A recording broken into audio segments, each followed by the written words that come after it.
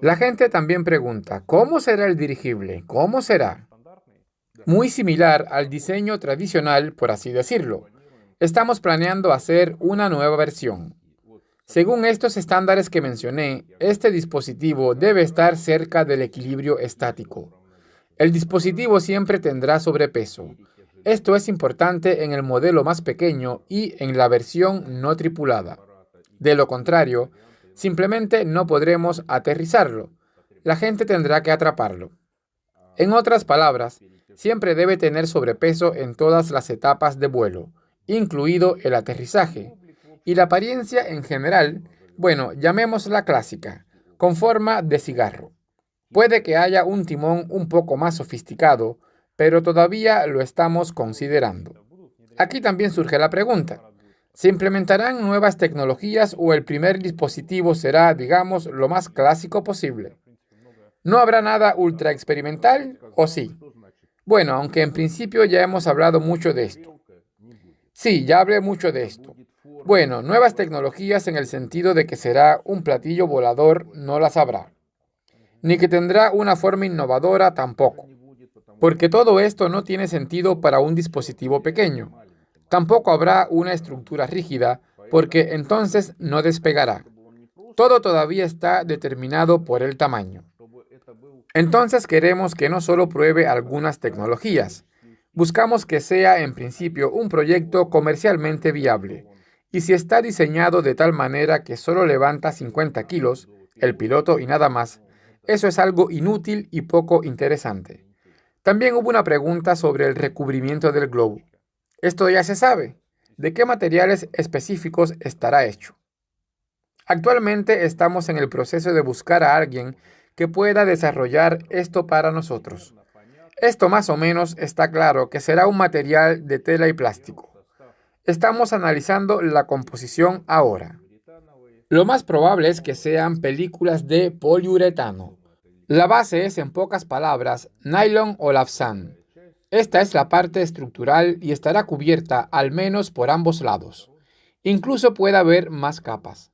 Probablemente estarán fabricadas de poliuretano, ya que pueden soldarse con corrientes de alta frecuencia, soldadura HF. Sin embargo, todavía estamos considerando todas las opciones y veremos si nos agradan en términos de productividad respecto a los modernos, porque hay materiales que solo se pueden pegar, pero en mi opinión no los usaría, porque eso es cosa del pasado. Es difícil garantizar la calidad de las uniones pegadas, aunque es posible, claro. En las primeras aeronaves se utilizaba adhesivo, pero esto se hacía a mano. Queremos alejarnos del trabajo manual, de extender pegamento y aplicar. Yo mismo hice esto en los años 90. No es la actividad más placentera. La cuestión ni siquiera es que sea desagradable, sino que debemos esforzarnos para lograr una producción automatizada. Por lo tanto, es necesario utilizar métodos modernos para unir los materiales, es decir, soldadura, ya sea térmica o ultrasónica. Pero probablemente se hará con corrientes de alta frecuencia. Por ahora estamos en el proceso de búsqueda. Aquí tengo otra pregunta.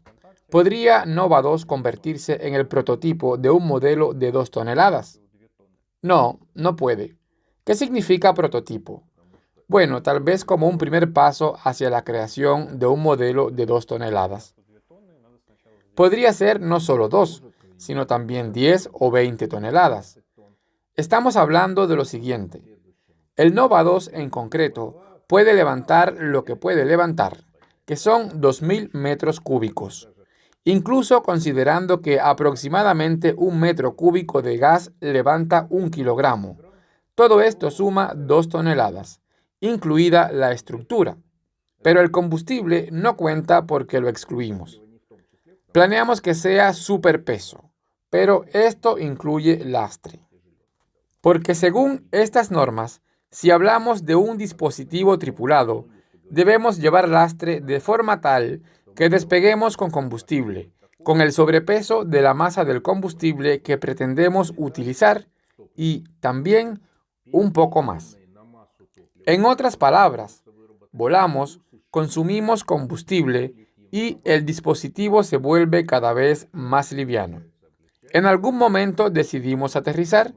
Por ejemplo, se ha consumido todo el combustible, excepto la reserva, alrededor del 7 al 10%. Debe haber reserva para la navegación. Y aterrizamos. Y en este momento del aterrizaje debe haber una sobrecarga de 20 o 30 kilogramos para que pueda aterrizar y tocar suelo, con calma, sin necesidad de cogerlo, como en los viejos dirigibles, donde el punto de transición a la flotabilidad neutra se producía durante el vuelo, y el aparato ya podía aterrizar sobrecargado, es decir, seguía consumiendo combustible. Esto es una ventaja, ya que puedes llevar más combustible y seguir volando. Entonces, al intentar aterrizar, realizó una maniobra usando fuerza centrífuga, presionándose contra el suelo. Y en ese momento, necesitaba que la gente lo asegurara. Si no estuviera atado, simplemente volvería a subir porque era demasiado liviano.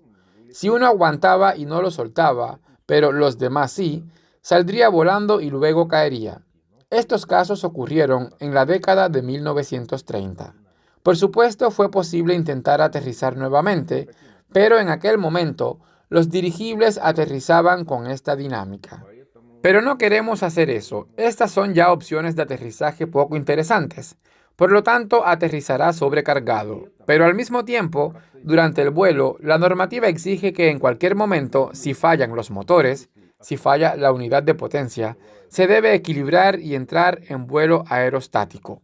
En otras palabras, simplemente vuela y, soltando gas, desciende lentamente hacia donde el piloto elija. Esto es como un globo volando, un aerostato libre. Y para ello es necesario disponer de una reserva de lastre. Porque si hay una sobrecarga de combustible, por ejemplo, 100 kilogramos de sobrecarga, es necesario disponer de él de alguna forma. Hay dos opciones: o descartar combustible, lo que no siempre es bueno, pero en principio es aceptable en una situación de emergencia, o al menos descartar parte del combustible y dejar parte, por ejemplo, al menos la cantidad que consideramos como sobrecarga, 20 o 30 kilogramos y hasta 40. Durante el aterrizaje esto funciona como una especie de lastre. Por cierto, algo muy interesante. En invierno, por ejemplo, se puede utilizar un líquido hidroalcohólico con una concentración del 40%. Entonces, solíamos verter vodka en los dirigibles AU-30. Muy conveniente.